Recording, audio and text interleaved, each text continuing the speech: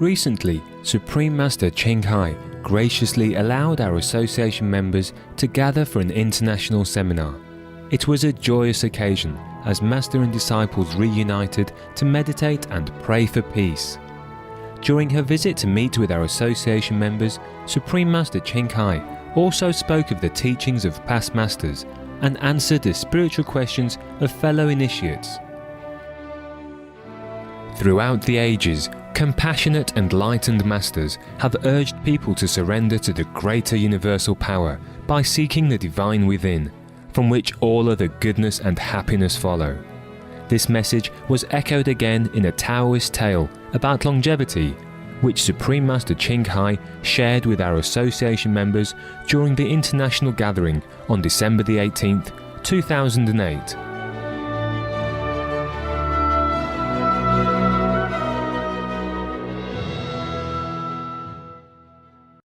All right, your mama is here.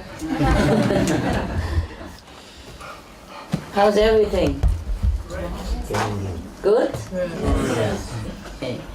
How are you? Good, thank you, Master. Still working as a doctor, yeah? Yes. You did not retire yet? No, I'm working full time now. How come? Kids are about to go to college and that sort of thing. They're growing up, eh? You don't look any older. Say hello, Hamid. Hello to everybody. Hello. This is Hamid, the blue eyes. Yeah. Hey, that's good boy. Good boy. Okay, keep my feet warm then. Thank you.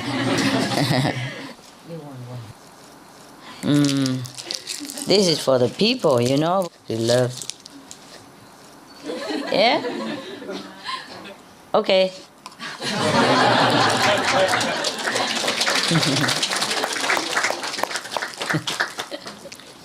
Okay, enjoy Hamid. He's a very shy one. Normally, if he's goody, happy, they would jump all over, but this guy, he just stick around me. Huh? Go say hello now, good boy. Okay. Oh, you like her, huh?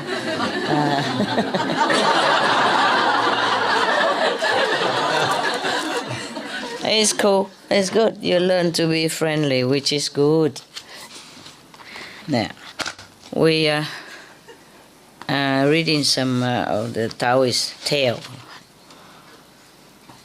Chang Bo Tun was very interested in Buddhism and Taoism. Even when he was a child, he read any book he could get. But his favorite texts were those on meditation and the art of longevity. He's not attracted to governmental office or any of those that making money, like business or any position in society. So now he went to a mountain, called Tian Tai Mountain, to study meditation with a Buddhist monk instead. When he was about 60 years old, Chang Po Tun met a Taoist from Sichuan by the name of Liu Haizhang and began to practice the Taoist techniques of cultivating body and mind. Whoa, just like you guys sitting here cultivating body and mind. We keep reading it first, huh? And then we can try to expound it later. Po Tun had a friend who was a Zen Buddhist. The two men often met to meditate together and discuss Buddhist and Taoist philosophy. One day, the friend, whose Buddhist name was Hui Ting, went to Po Tun retreat and said to him, "Oh, I have mastered the technique of spirit travel." You know what that means, right? Astral projection, huh? Okay, I explain later. So I have mastered the technique of spirit travel. When I enter meditative stillness, I can send my spirit anywhere I want. That's different. I'm, all excited. I want to tell already. Bolton proposed, okay, shall we travel somewhere together today? And Hui Ting said, my pleasure. So asked Bolton to Hui Ting, where shall we go then? And his friend said, we can go to the gardens in Yang County if you like, because I have heard that the flowers there are very beautiful. And they bloom, in full this time of the year. So they both sit on their meditation cushions or meditation chairs, the way you do, close their eyes and send their spirits to the flower gardens of Yang County. When Bolton arrived, he found his friend already sitting on a bench. Hui Ting told Bolton, I've already walked around the garden 3 times and you just came? So Bolton only said, why don't we each take a flower back as a souvenir? So Hui Ting nodded. Then the friends walked through the garden and each plucked a flower. Back in Bolton's place, the 2 men opened their eyes again and stretched their legs. Bolton asked his friend, where is your flower? So Hui Ting could not find it. So Bolton then reached into his sleeve and brought out a beautiful chrysanthemum. At first, Hui Ting was disappointed, but then he laughed and said to Bolton, I'm glad that you were able to bring back a flower. At least one of us did. So Bolton gave the flower to his friend and said to him, I know you appreciate flowers very much. Take this one home in memory of the good time we had today. Later, when Hui Ting had left, Bolton's student asked him, why couldn't Hui Ting bring back a flower just like you did? So Bolton replied to his students, saying that Hui Ting cultivated his mind only. Therefore, when he entered stillness, he could liberate only his spirit. As a result, the entire journey was in his mind only. On the other hand, I cultivate both mind and body. So when my spirit travels, it can take on corporal form and influence reality. That's why I could bring back a flower and he could not.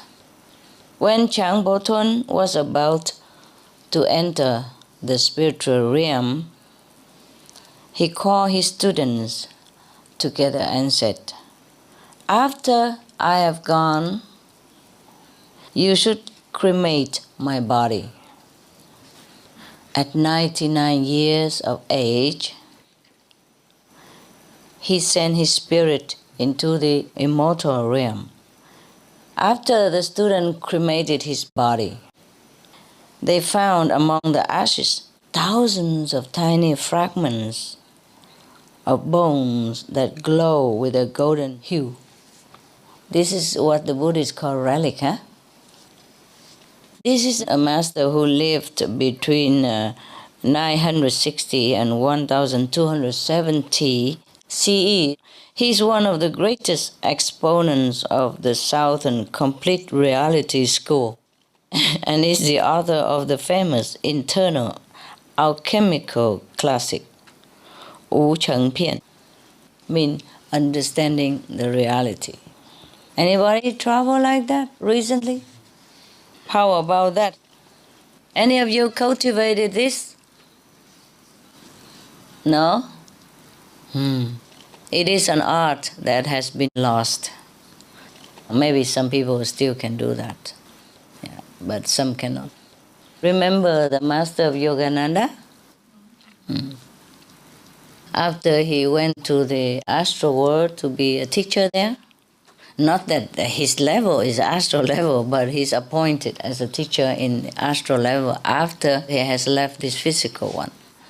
So he come back to life in the flesh to give Yogananda a touch. And he was very happy. But I told you also that astral beings can always manifest themselves in the flesh even and come back to this world for a while, yeah? There were different times for different levels of being who can manifest themselves into this physical world. Depends from which level you come from, you can stay how long. And also depends on how meritorious you are, even as astral beings. There are those who have a lot of merit, there are beings who have not too many. Even just a normal ghost, some of them have more power than others. The one who has more power can manifest himself truly in the physical body and can even throw tantrum. If you go into his haunted house, yeah, he sometimes throw cups on the floor and breaking mirrors, all that stuff to scare you and tell you to get out, Sometimes tickle your toes. They're kind of possessive, They think that house belongs to them. That's why they don't want to get out. And anybody who come in, they think they invaded their house. Until they are free from the ghost existence, they will continue to believe that they are living in the physical body even. Now, let's check it out. So, this man has not been interested at all in worldly position as well as gain. So he went to study both with the Taoist and the Buddhist. He has been studying with a Buddhist monk. Okay, so at that time the Buddhist monk that he studied with obviously has transcendental power. That's why he could meditate and leave his body and go in the spirit, yeah? And later, at 60 years old, he met a Taoist from Sichuan, Liu Haizhang. And then he practiced the technique of cultivating body and mind as well. The soul, he can cultivate with a Buddhist monk, but the body and the mind, he probably cultivated with this Taoist. Therefore, he could leave his body in some places, and then he travel in another places, and then even take also his material cells with him. So that over there he can actually pluck the flowers, physically. He doesn't have to take the whole body. That's why his student probably still can see him sitting there or in his room or whatever. I think there are one or two people in the world still can do that. Maybe in China and Russia. Surprised? Yeah. In Russia, there is a lady who is not eating anything at all right now. Not eating, not drinking. Sometimes we expect, some phenomenal person would live maybe in India or Tibet or something, but it's not always. It's not always, yeah? We expect enlightened master live in some temple, yeah? Or some saintly person, a saintly priest live in church.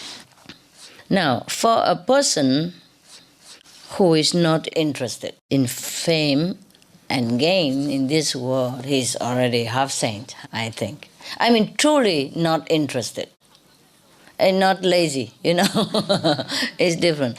And it's not only uninterested in the material gain, but there's another aspect to it. Like this person, why not interested in money and gain, For what reason? Okay? He's not just like, okay, he's lazy, he don't want to earn money, or he doesn't know how to count money, so he's not interested. Or maybe he has too much money, like inheritance, yeah, from parents, so he doesn't care. The reason you forsake money or fame is important. It's not the action alone, yeah? Yeah, if you just forsake the money and name and just don't do nothing with your life, then it is a waste of a life, yeah? You waste the food of the world, especially in this time of food shortage, yeah? So, this guy, why he was uninterested? Tell me. He had something better. Like what? His meditation practice. At that time, not yet. He forsake, worldly gain and fame to have time to go and study with masters in different school. So he went to study with a Buddhist monk who obviously was enlightened because he stayed with him until he's 60 years old. And then he met a Taoist who also teach him another thing, yeah, body and mind. Because as you know, the Chinese people, most of them in the old time are Buddhist. And at one time, Buddhist was the Chinese kind of national religion, yeah? Nowadays, many countries still have national religion, huh? Like in Arabian country, they have Islam. In the Western countries, they have Christianity, yeah. Baha'i, of course, Baha'i is a universal. That when the masters was alive, is comprised of all kind of religion. Just like what we are now, whoever you are, you come, yeah? Buddhist, Christian, Hindu, Muslim, whatever. We don't discriminate, yeah? The real master never discriminates. So Baha'ism was like that because the master was enlightened. The Baha'ist master was enlightened. Therefore, the teaching of his is just universal. It's just like any real master teaching. The same with the true Islam, true Christian, or true Buddhist, true Hinduism. Any religion believe that God is loving and kind, right? That's why they always pray to Him, help me, grace me, bless me, protect me, yeah? If a person who is not kind and loving, how he protect you? How would he care, yeah, to bless you? How would he care to grace your life or anything? So even if any religious scripture or the religious believer doesn't say that God is love even, but it's implied, yeah, that God is a loving person, yeah, very protective, very kind. That's why we pray to him or her. Because if it's not kind, how you care to pray to them? If a person or a being is not loving, how would you even think to pray to that being, right? So God obviously is love. So how can a person who embodies love teach anyone to kill anyone else? It's also his children, or even encourage that, or even tolerate it, or even bear it.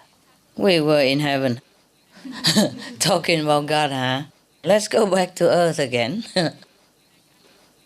Now, the Zen Buddhist friend of his, Huiting, also has the ability to free himself from the body. Do you remember reading the story about Kabir? Kabir, after he died, he seemed to take his body with him too.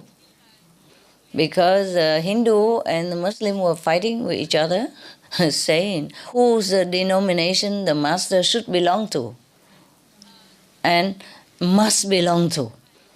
And they fight over his body. They believe he's Muslim because he teach also Muslim teaching, maybe referring to Muslim teacher of the past when he have a Muslim disciple, yeah? And when the Hindu disciple come, then he talk about Hinduism and the past master and Vishnu and Brahma and all that. Or maybe celebrate also with the Hindu in the Hindu way. And when he is with the Muslim, then he celebrate with the Muslim in the Muslim way. So both believed that he belong to them alone. It's possible. So after Kabir died, Muslim and Hindu fight with each other who will take the body to where. So then after discussion for a long time, the body still laying in the coffin waiting. Until next morning, when they decided both to come there to debate about who will take the coffin home. The master body. And then they open the coffin, they see nothing in there. He only saw one rose in the coffin. The body is gone, just one rose. The symbol of love, unification. Love is only one. There's no Muslim, there's no Hindu. The master wanted to leave the message like that. It could be that the master took his body with him. It could be that some wise, very enlightened disciples had taken the body with him while everybody was debating and not looking. So he just take it away, worrying that the Muslim or the Hindu or both, they would chop his master body into two parts. After all, and decided, okay, you the left, I the right. Yeah. Then that would be disaster. It would be terrible. Because it's not like the Muslim or the Hindu have enmity with each other. But it could be that they can be in the conflict, They could even chop a master body into two, divide it in two halves so that each one take one, end the discussion. That is one thing. Because maybe not all of the master have been highly enlightened. You see, in any spiritual practicing group, there are some are highly elevated spiritually, some are still nowhere. And mostly the ones who are not very enlightened are the loudest mouth. Ego. I know everything. Master would want this. Master is mine. Because if you are truly enlightened, you don't have this kind of attitude. Yeah? You don't. You just do what the master said anyway. It's not that if you are initiated by even the highest master, you will be immediately all enlightened. Even if you are all enlightened at the time of initiation, you will lose somehow some degree of it as the time goes by, because life take over again after you get out of the meditation room. Your ego control again, Any moment you forget God, any moment you forget your real self, the ego come in and pose himself as you and make trouble for you and tell you all kind of things, because you have a lot of habit which you love to keep. Yes. Even just to put out a piece of meat is very troublesome for many people, because many people, any age, not just now, understood the master teaching. But they don't practice because they cannot leave that meat alone. They cannot leave alcohol, they cannot leave cigarette, for example, like that. And above all, they cannot leave their ego. They think they know everything there is to know already, for example, and that they are a very, very good, devout disciple of God. They go to the temple, they go to church, they think that's enough. So many reasons why people who come to the lecture agree with the master, but will not follow. Most of the time is the eating habit, To satisfy the palate, we do many things. We even kill, Mostly just for food, for security of material comfort. And food is very important to many people. And they do anything for it. That is a problem. Ego is the worst enemy of humankind. Luckily, the animals, mostly they don't have it. Most animals don't have it. Even the vicious animals, they don't have ego. They just have, that kind of animal instinct. They do what they do. That's it. But they don't have ego. If you see two male animals fighting with each other, mostly it's just in season, because of the heat. That's it. but they're not really trying to prove anything.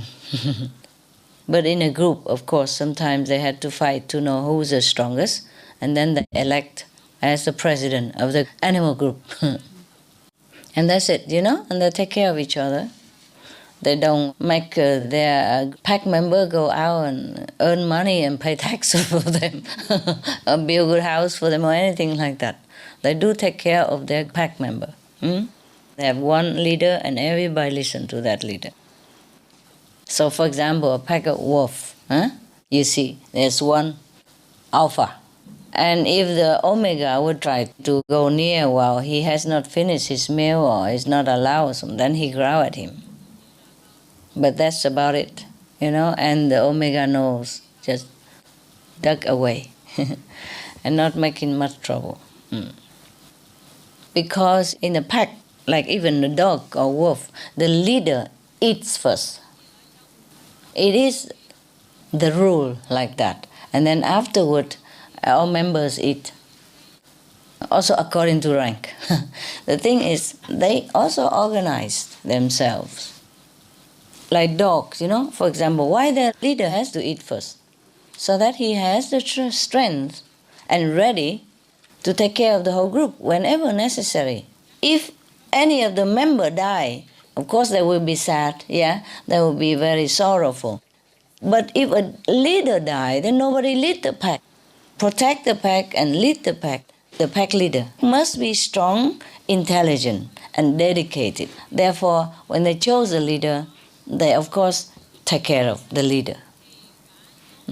Privilege. It makes sense, no?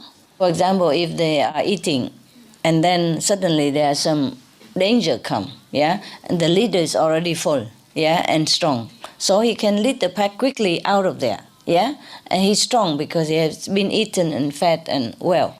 But even if the member of the group has not been filled yet, they still can follow the leader first and maybe eat somewhere else later. But if the leader is weak, starved, hungry, and then therefore his mind also not alert enough, then he cannot lead the pack out of danger, and take care of them. Therefore, in the animal kingdom, everything is logical. It's not ego at all. It's not about ego. It's a logic and a survival necessity. This research just show you that animals are really intelligent, very well organized, and very cooperative with each other. If we humans can do that at all time, then we will have no trouble at all. But in our human society, it's not always that good, is it? Even if you elect a president, you don't always give him all the respect and all the cooperation necessary. That is a sad thing. Even if the president is of the opposite party, we should give him respect and cooperative, and also feedback and all that. Help him, not always agreeing to everything, but at least give him respect and power to work and authorization. Due respect, at least. It has nothing to do with politics even. You should treat another human with respect.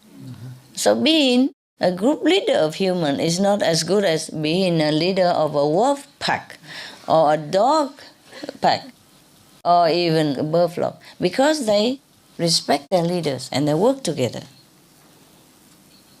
You see, when the bird flock fly together, they coordinate, They fly in formation as to benefit the whole group, They are really scientific-minded and very, very coordinate with each other for the whole group's survival.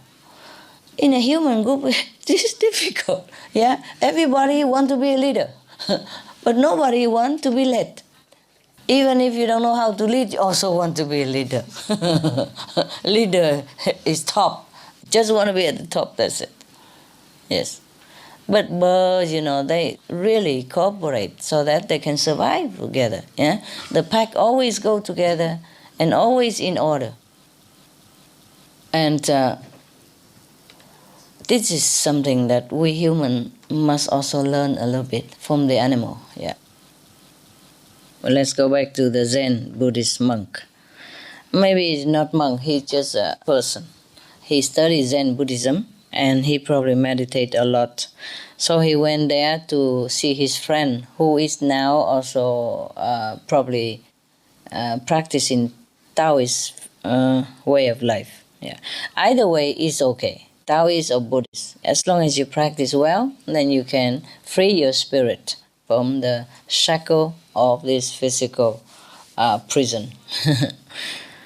And then you can go anywhere you want. You could go to heaven, of course. Yes, that we would prefer.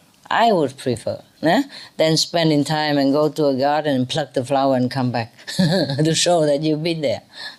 It's also fun, perhaps. But would you exchange that for going to heaven? No. These kind are astral magical power. You practice well, you can do that. Yes. You can walk on water. Yes.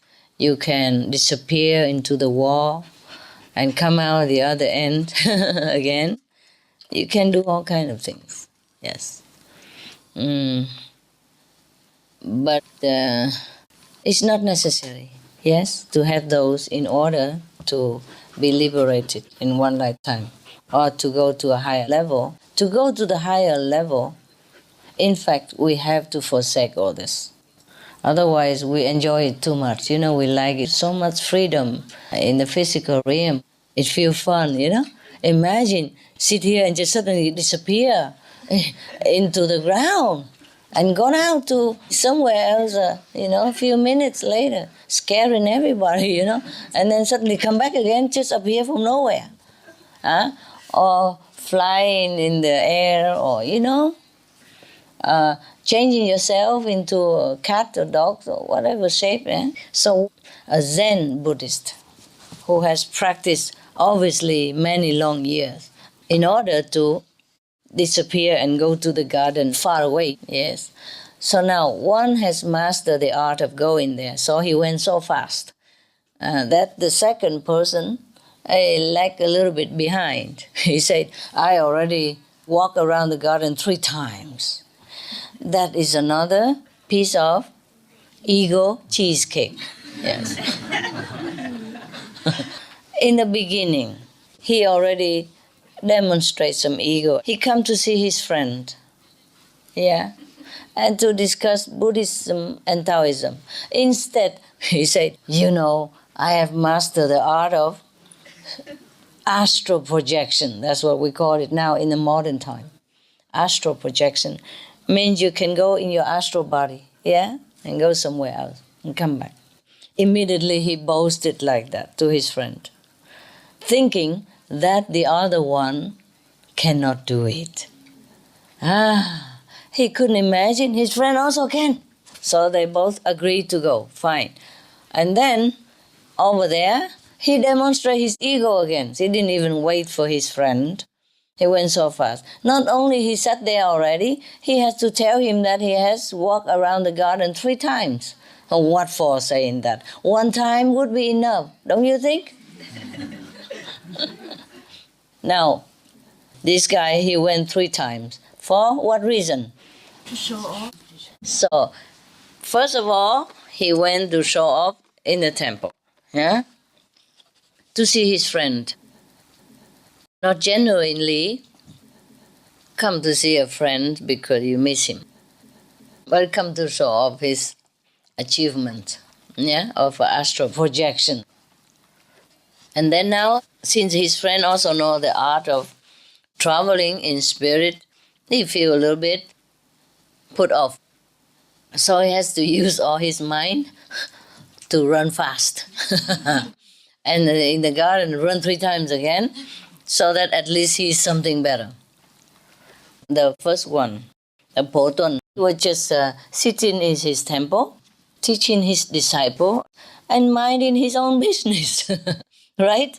He didn't even call his friend by phone or email him, tell him, please come here and let's go to a garden together. He probably did not say anything yet until his friend asked him, can you? Then he said, okay, I can. What for you see the flowers? Huh?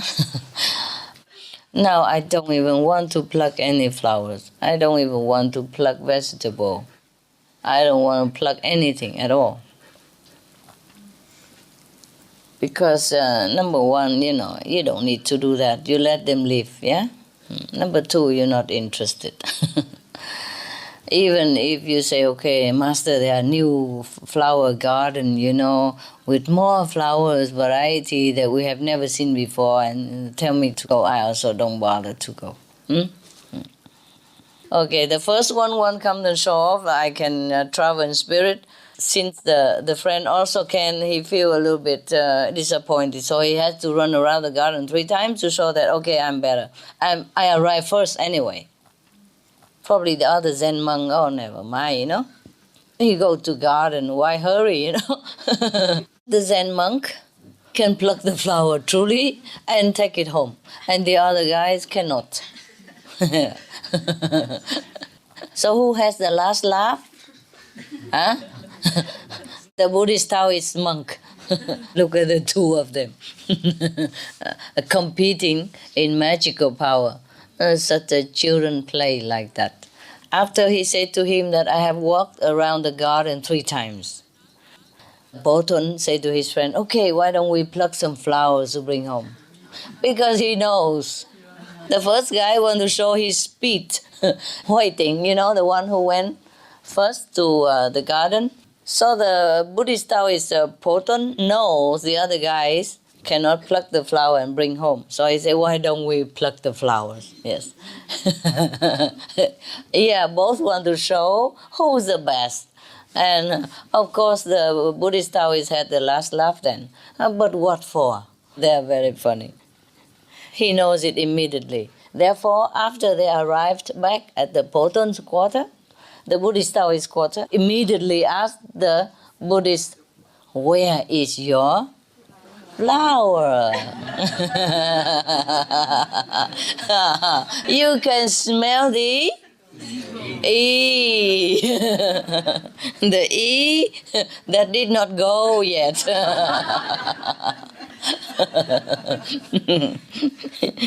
The E that still go around and stick to the person. So of course he knew already that the Zen Buddhist cannot find it, yeah, because he knew already that he's only travel in the mind, but not in the physical dimension as well, not the physical cells as well. So I said, where's your flower? Where is my flower? I don't have. So of course now he can laugh, and he took out from his sleeve a beautiful chrysanthemum from that garden and presented it to his friend. Nicely and politely even. Yeah. I know you love flowers. So take this home for a souvenir.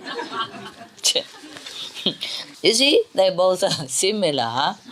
When his friend told him that he has been here long ago and walked around the garden 3 times already, the Boton or the Buddhist Taoist also doesn't say anything, Doesn't even say, oh, you are better than me, oh, okay, I haven't mastered anything. And the same with when the Boton showed the flower, he also didn't say anything, oh, you are really good and I have to learn that. And no. Both of them keep quiet. Just try to do another trick to get even. Take this home as a memory of our good time today. How can a man who has ego so much still feel that it was a good time when he cannot take back a flower? And now he has to take home the evidence of his loser position. Imagine, practice spiritual and still like that. Sarcasm, competitiveness. But nevertheless, this story is a very interesting story to let you know that there are such things, yeah, that you can even overcome gravity, overcome the physical laws in this world to be something else, to be free. At least go to some garden and pluck a flower. That's already very good, right? How many people can do that? Hmm? Not to talk about that we go up to a higher realm, in a spiritual dimension. That's even harder, of course. So later, of course, he explained Boton, in all splendor, Mm. Of course, his student would ask, and of course he would be too happy to answer. So he was just too happy to answer, but casually, we think he couldn't do it because he only cultivated his mind. And the student, of course, has the opportunity to praise his master. And of course, he enjoyed that very much, Potun. Because even in those times, maybe even more so in those times, if anyone who mastered the art of this astral projection, going through long distance in no time and come back without any transportation needed, that is somebody to be revered, even like God. Or at least the immortal, they call them, the great master. So even then, already something very, very phenomenal. But the master beated him, won over the battle. And of course, the student will feel much more awe.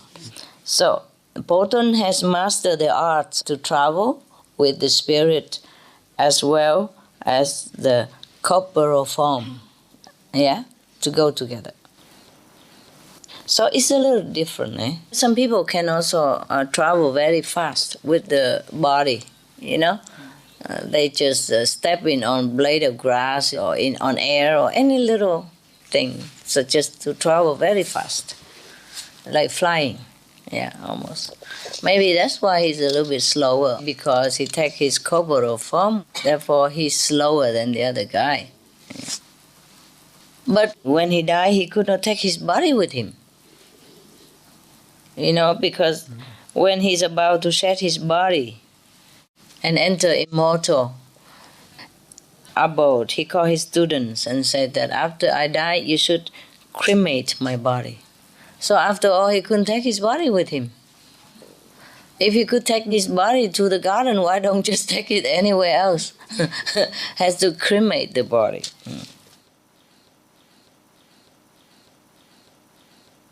But after they cremated his body, they found many relics, Buddhism is very important. That you die, you leave some relics behind. Legend, like Buddha, when he died, he left a lot of relics. Relics is something left over from your body, which look like jewel, like pearl or shining, or some golden color. So we see here that even the master cannot take his body with him. Maybe one of the highest disciple understood the problem, so he took his body away and let him rest in peace somewhere else. Because when the master was alive, he teach peace, right? And harmony between religions and even between men. So why should he, at the stage of nirvana, has to witness such a fight, in front of his coffin? Imagine how illogical, and how defaming for the master. So you can tell that even you follow a master, but if you are not enlightened enough, then you also do a blunderous thing, right? So don't be like those. And if you have magical power, don't bother competing. I say to you, stay away from it, so that we can transcend and go to a higher realm, okay? The master who could take his body to the flower garden could not take it to where? Heaven. That's it. So in order to practice true longevity, we have to enter eternal life. Not this kind of live a little longer. because he practiced here. He went to cultivate meditation and the art of longevity. He was interested in it. So he studied with the Buddhists and the Taoists, both. But he died, like everybody else, at the age of 99. That's pretty good. Yeah. In Japan, they have a lot of women who practice nothing and live over 100 years. Now, many women, they live over 100, you know?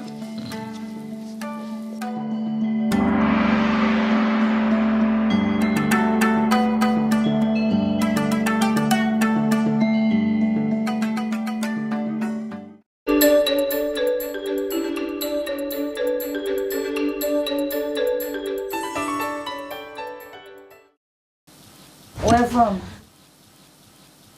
México. From Mexico. Yes, México. Yo estoy emocionada. Yeah, sí. Yes. Yo también. Bendita sea, maestra. Gracias. Bienvenido. Muchas. We love you. I love you too. I love you too. Mexico, Bangkok. Yeah. Gentle Canadian. Very gentle. Everywhere is the same. Same. Australia, far away, nice. Happy?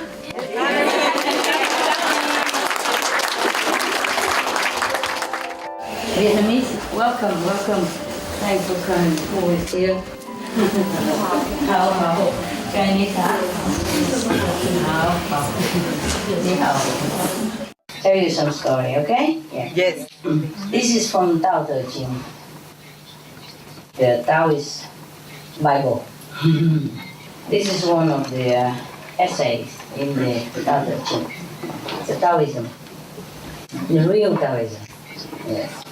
The Tao when Master Lao Tzu is still alive, he wrote on it himself.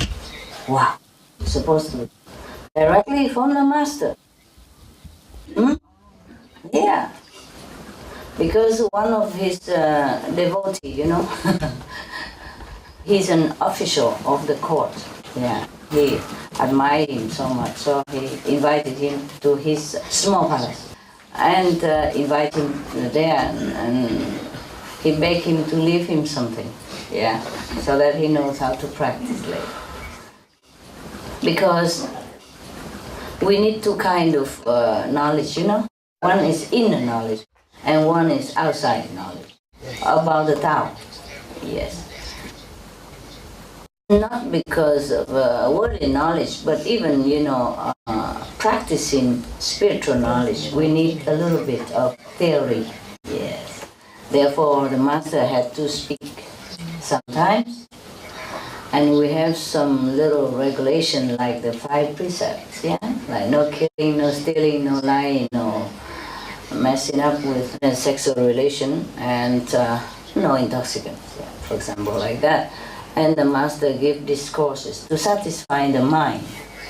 Because if the mind doesn't accord with the way we practice, then he will make trouble.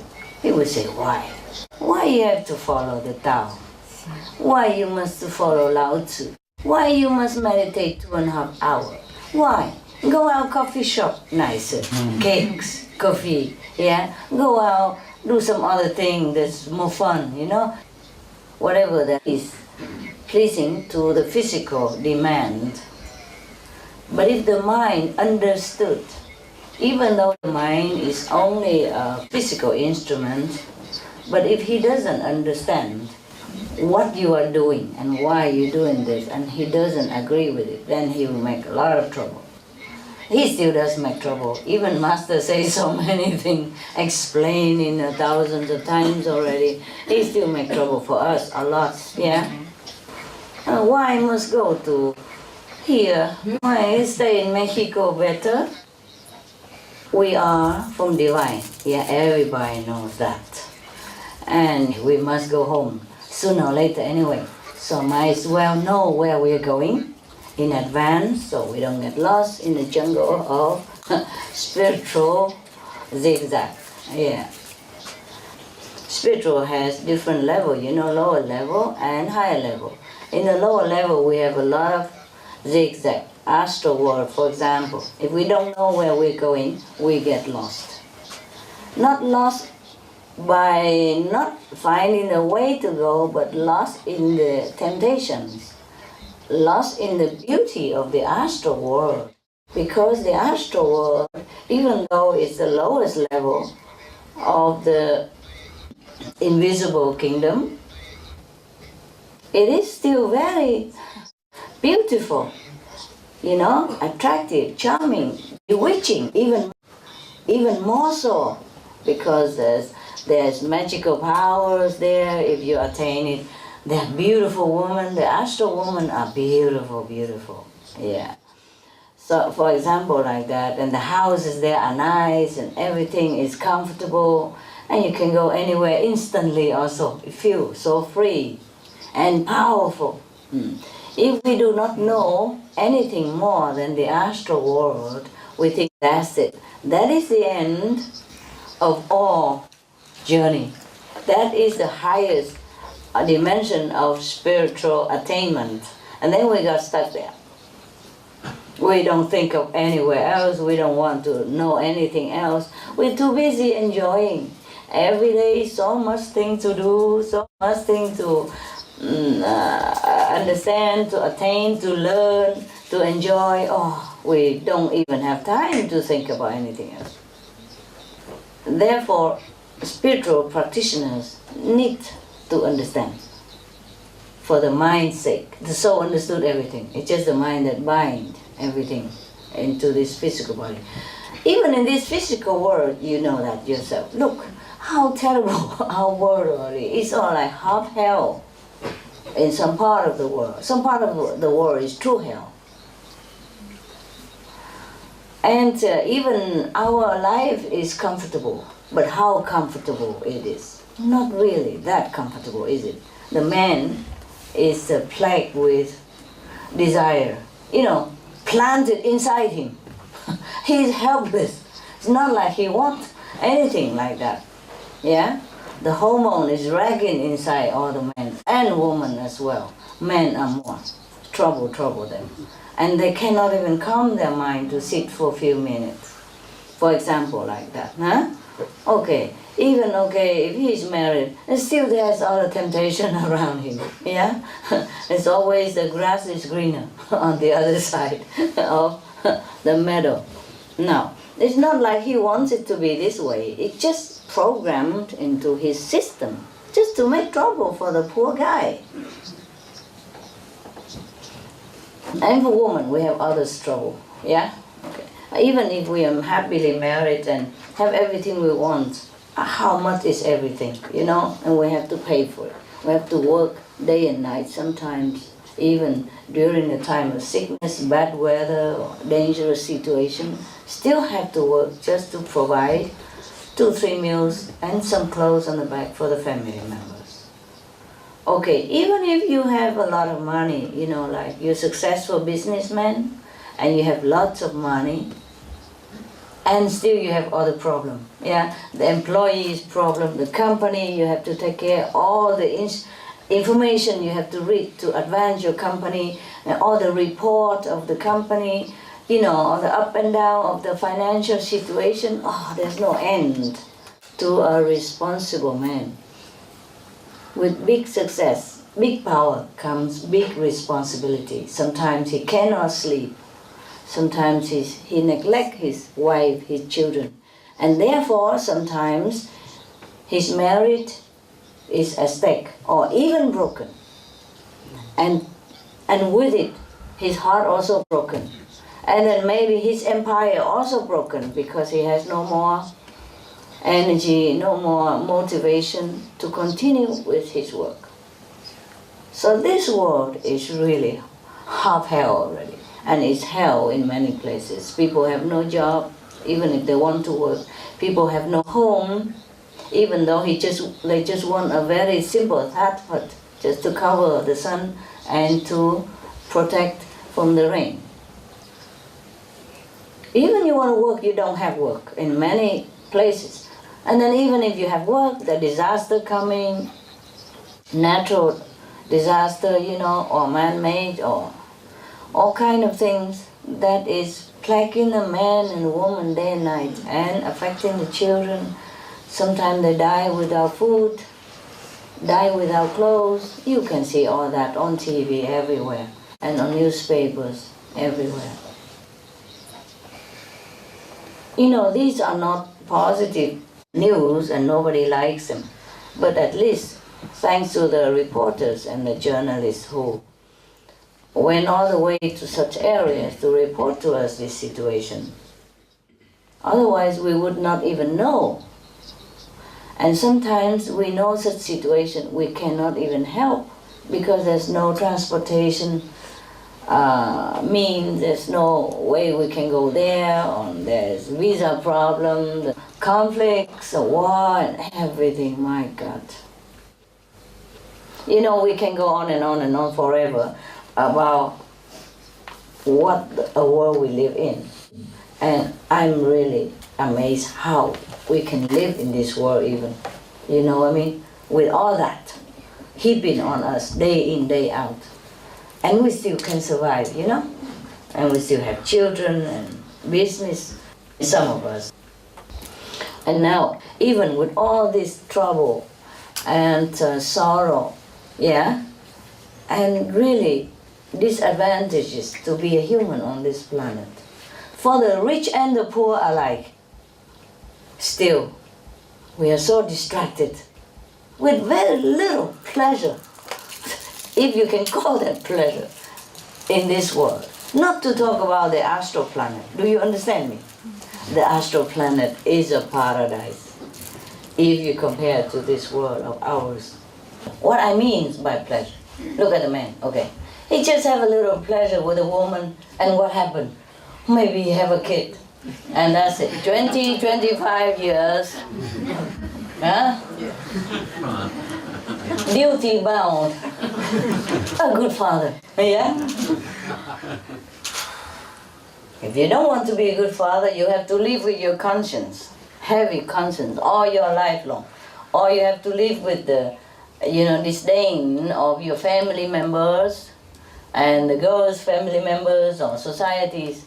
It's enough to live with your bad conscience already. Oh, it's terrible for you already. If he's not lucky, his boy also go out and make another baby. And he has to pour all his money out or marry the guy first. Okay? Okay, fine. And then establish, some work for him, or if his son is good, and find a good job, okay, fine. Maybe he's free partially, fine. But if the son is not working, then grandpa, I have to pay, for the whole family. Now, 2 more extra, and maybe they make more, 3, 4 afterward. You see what I mean? Yeah. And if his boy is good, fine, but maybe sometimes they're not good, they have to go to jail and all that, and it broke the father's heart as well. It's not just about financial support and the work that he's doing for his son. Or daughter even. Do you understand me? Okay. Yeah. If you have daughter, it's even more worry, Don't let him degrade your family name. Okay, daughter, understand? Now, there is no end to what we have to do in this world, and still don't have much happiness in return. Sometimes you ask the man, say, I'm very happy. Ask the woman, no. Same couple, So we have to ask the second opinion from the second half. Otherwise you don't know. Women are more sophisticated. We also happy, we also easygoing, but we are more demanding. Not demanding in a bad way, but for us, To be happy is not just to have food, yeah? Not just to have grown up and established children. Not to just to have beautiful clothes to wear now and again, and not just to have a lot of money in the bank. We need affection, yeah. We need love from the men of our life, from the children, from friends. We need friends. We need affection a lot. Man, easy. I remember seeing the film called 6 Days, 7 Nights, you know, with Harrison Ford and Ash. She was reporting about what makes woman happy. It's a woman magazine, I guess. So she was telling him what and what to make woman happy, for example. And he said, well, for us it's easy. Man, it's easy. You just show up and we're happy. Yeah, the man is easier to please. He has his home, he has a wife there, faithful to him, he have, obedient children and a good job. That's all he wants. Not necessarily being famous or anything, no. It's easy to be satisfied. Too easy, perhaps. So sometimes women do not understand him because he looks so happy-go-lucky. And while we are boiling inside with things that we don't feel that is up to our standard. But he's always happy. Honey, I'm home. There's something to eat. That's it. He comes home from work, he has something to eat, and he has a television and a remote control. Is that correct? Huh? Got it, yes. And maybe a case of non-alcoholic beer does help. Does make his life more bright and colorful. Before Master Ching Hai, he has a case of beer with alcohol in it. And now, he forsake the alcohol to be a more noble person, but it helps if you have a case of non-alcoholic beer. That will do too, yeah? As long as it looks like beer. Yeah. And he would be very happy, There would be no one else more happy than this guy.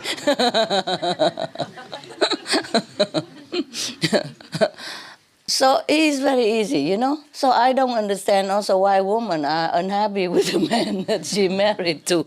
He's so cute, easy. Just a remote control and some beer, that's all he wants. And then you can do what you want.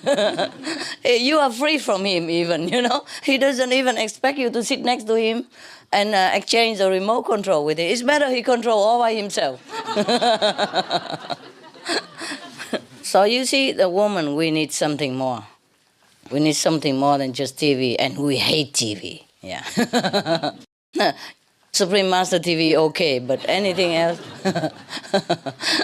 Because when you're watching TV, all your attention is on the screen.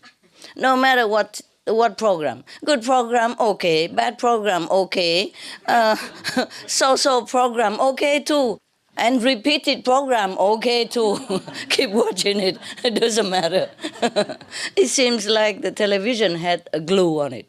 So if a man sit in front of it, his eyes just glue onto it automatically. And women, we like to hold hands, and go out walk in the garden together, sharing some jokes, a story, renewing the relationship, talking, sweet nothingness and all that stuff.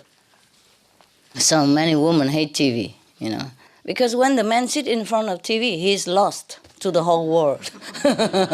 Not to talk about his wife or children. I'm just joking. Not all the men like that, right? They don't always hook in front of the TV, right? So in a spiritual practice, we need also theory, you see, in order to tell our mind that this is what we should do.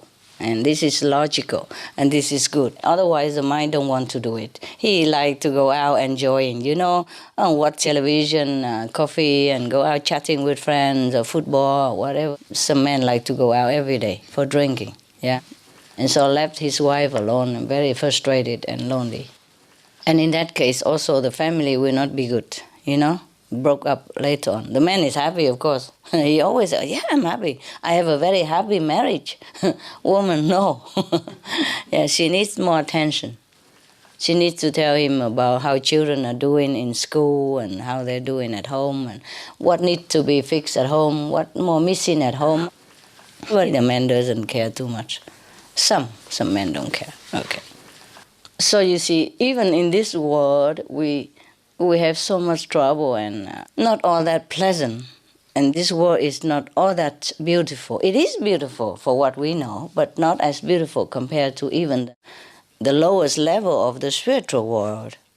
And we still are so attracted to here, to all the things going on in this world, so attracted to all kind of toys here, that we sometimes hardly have time for meditation, hardly have time for contemplation. What to talk about up there? Here, if we want to go to coffee shop, for example, and you live a little bit farther from city, you have to drive your car, yeah? Go out even in the cold, the snow, the freezing weather to go get a cup of coffee somewhere, just to sit with people, be socialized and talk with friends. In the astral world, to go somewhere, no need car, no need, you just can think and you go there. Or you have some other quicker instrument. You don't need car, you don't need to take so long. It depends on what level you are, of course. So how much more attraction, and you live long. You seem to live forever up there. You don't age. You don't look old. You don't feel sick. You don't ever know sickness, for example, like that. Yeah, rarely. Even if you're sick, they use a simple method and you're healed very quick. So how would you have any heart to search for anything higher than that? Even though you know in the astral world, you would know that, okay, after a couple of 100 years or 1,000 years, you will die. Yeah, but then you still don't want to search for eternal life. Even here, we know maximum we live about 100-something years. We still don't want to seek eternal life. Not to talk about astral world. Therefore, the theory of practice is very important, to reason with the mind. Because a master who comes into this world cannot use magical power, cannot use anything to attract people, except when he's already disciple. Then the master help inside. They're together. Once they already agree, yeah, to go together back home, then the master can do many things for him. As far as the law of karma concerned, the master can give and take, make and break also. Is more flexible with the disciples. But otherwise, it's difficult. So the master come here, it's not easy. Yeah, have to reason with the mind also. Yes, the soul understand, the mind make trouble. Even after initiation, the mind still continue make trouble. Yeah, you just at home, sometimes you sit only 5 minutes and then you think of many other things. Think of yesterday and today things, and even tomorrow and the day after tomorrow, and one do this, one to do that. Oh, very difficult to settle down. Yeah? But here, you feel more settled down?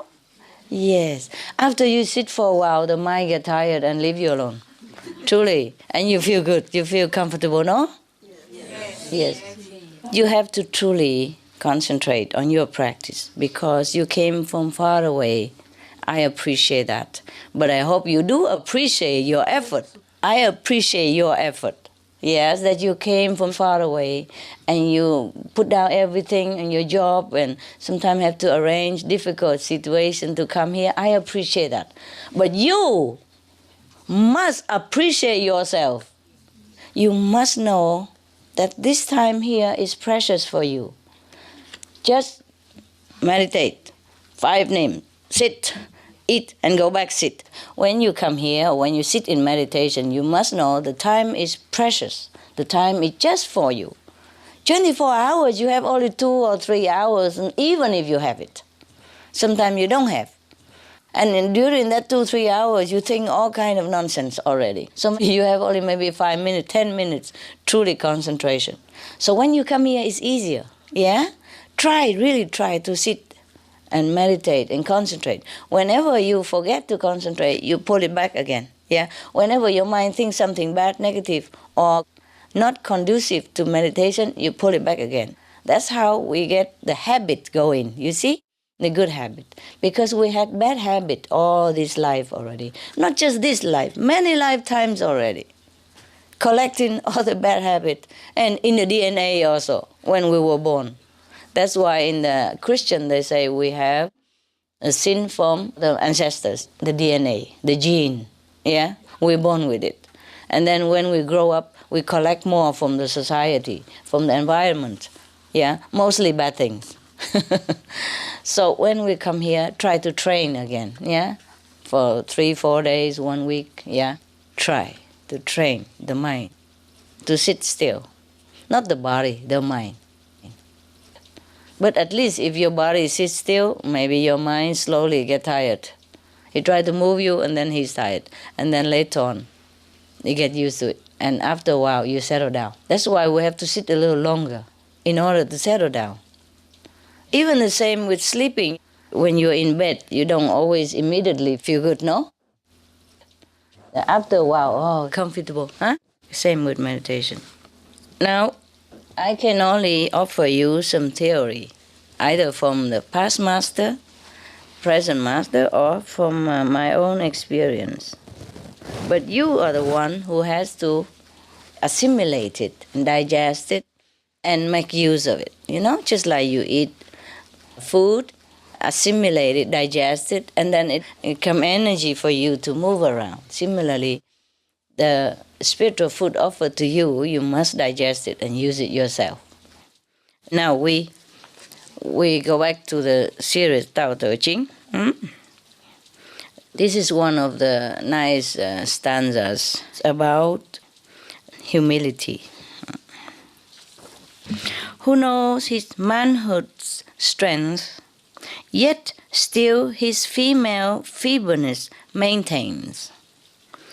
As to one channel flow the many drains, all come to him, or beneath the sky. Thus he the constant excellence retains, the simple child again, free from all stains. Who knows how white attracts, yet always keeps himself within black's shade. The pattern of humility display in view of all beneath the sky. He in the unchanging excellence array, endless return to man's first state has made.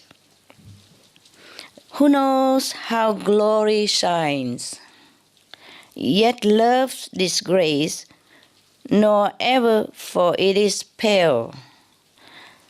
Behold his presence in a spacious vale, to which men come from all beneath the sky. The unchanging excellence completes its tale, the simple infant man in him we hail.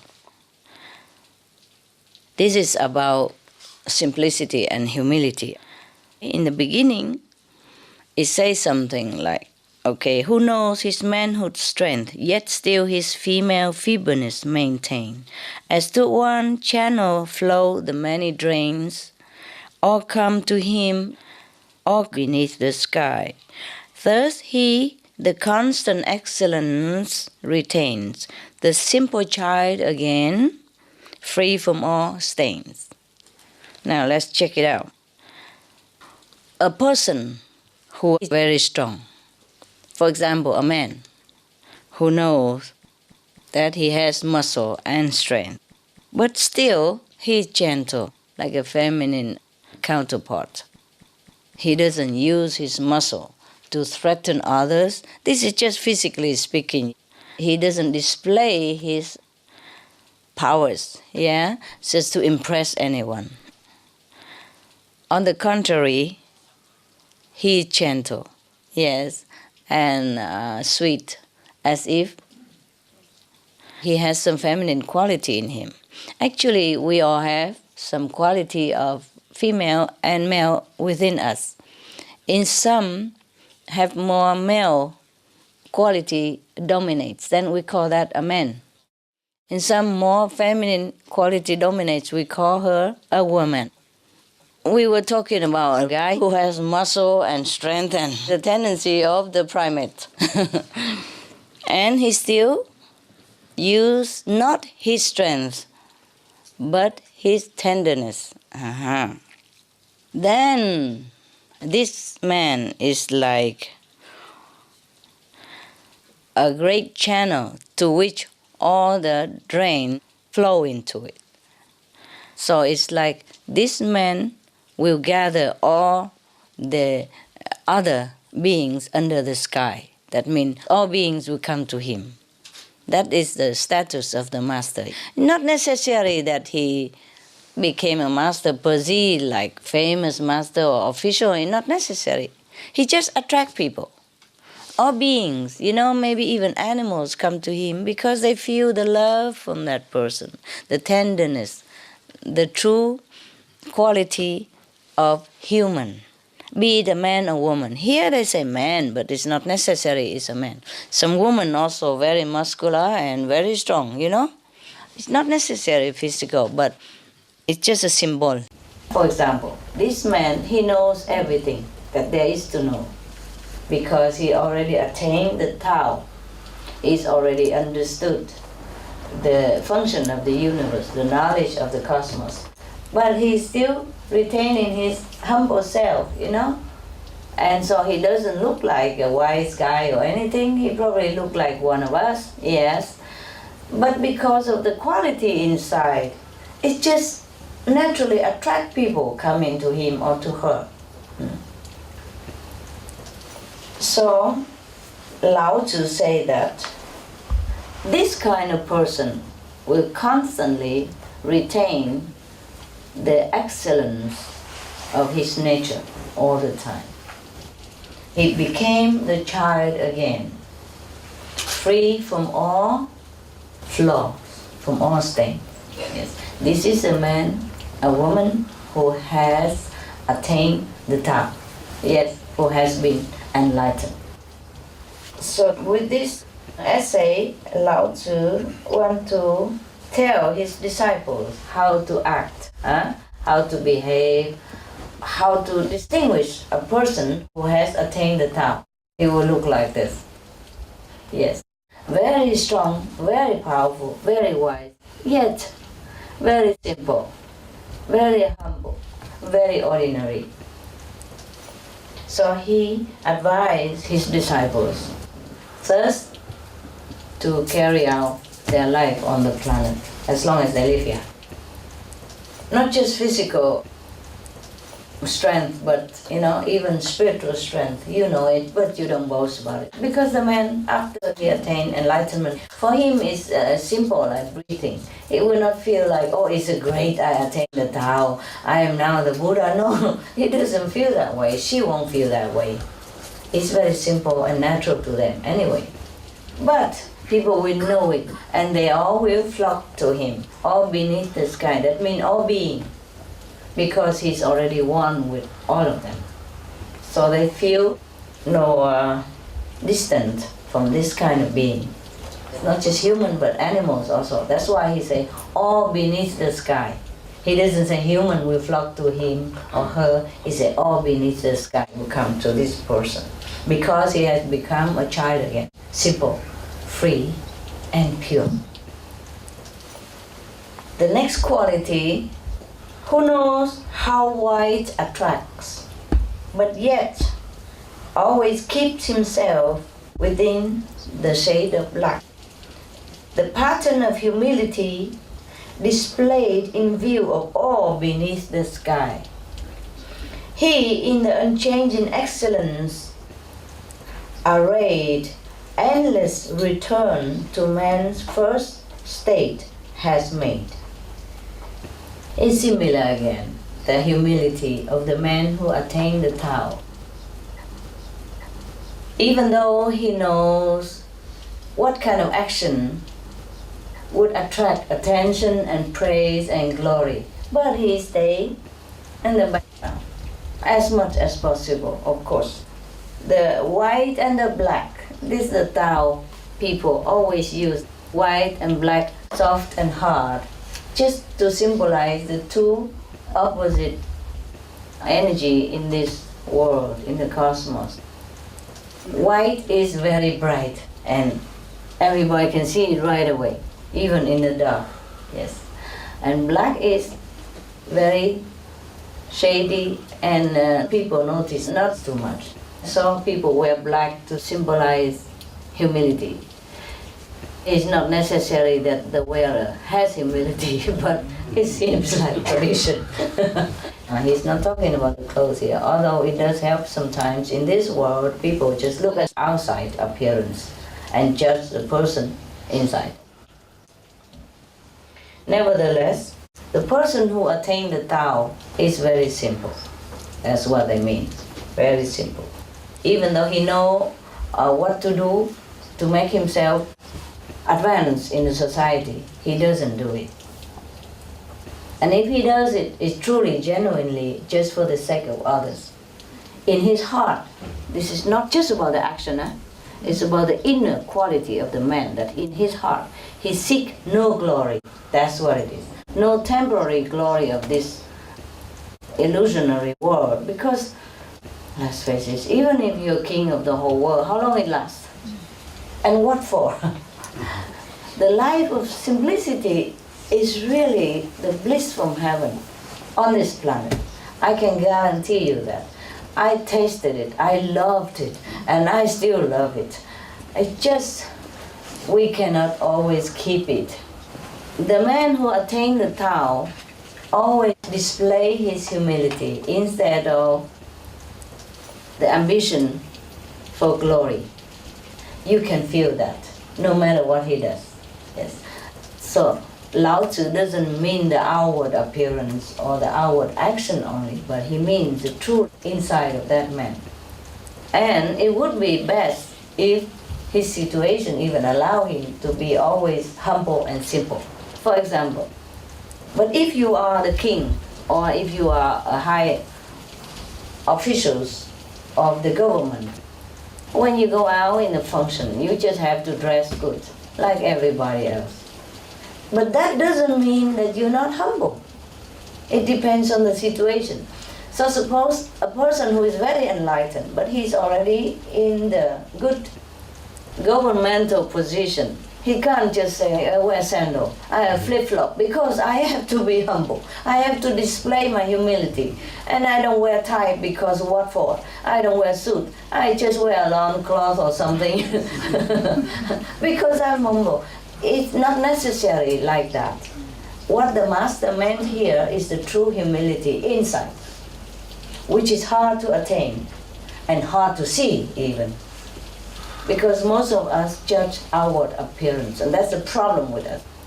That's why we miss many opportunities. That's why we don't know what is good and what is not good. That's why we cannot recognize the saint from the profane. And that is a pity for us. But some of us know. And it's lucky for these people. This is what we have to know, the knowledge of discrimination between the highly developed being and the less developed being. That's very good for us. If we want to follow the Tao, if we want to be in the company of the saints and of the wise, then we must discern this. And we treat others with love and respect, normal. But we treat the saints differently. We have to adhere to them. We must be with them in order to nourish our spiritual practice. The supportive energy of the same mentality is very, very good for us. In any endeavor, not just spiritual practice. He in the unchanging excellence array, endless return to man's first state has made. Just similar to the stanza above, that man returned to his original purity, like a child again. Return to man's first state has made. The primordial state of manhood, of human, of being, is the original self. So he will return to that. Whoever always adhere to the primordial excellence, the cosmos excellence, will retain the innocence of childhood all the time. Now we come to third stanza. Who knows how glory shines, yet love's disgrace, nor ever, for it is pale. Behold his presence in a spacious veil, to which men come from all beneath the sky. The unchanging excellence completes its tale. The simple infant man, in him we hail. The man, the woman, the being who knows that in this world, power, glory does attract attention of people and does glorify him. But he prefers the humble, the ordinary life, and not seeking to glorify himself personally or officially. The one who knows the power of glory in this world, yet do not seek to find it. This is the man who has returned to the simple, infant state of his mind, to which man come from all beneath the sky. This kind of man will attract all beings to his feet, even though he doesn't want it. The less glory he seeks, the more glory he will gain. Not in a sense of a worldly gain, but in some different kind of glory. The glory of love, the glory of unconditional services. He will attain all that. All will flock to him because he has returned to his infant state of mind, all pure or innocent.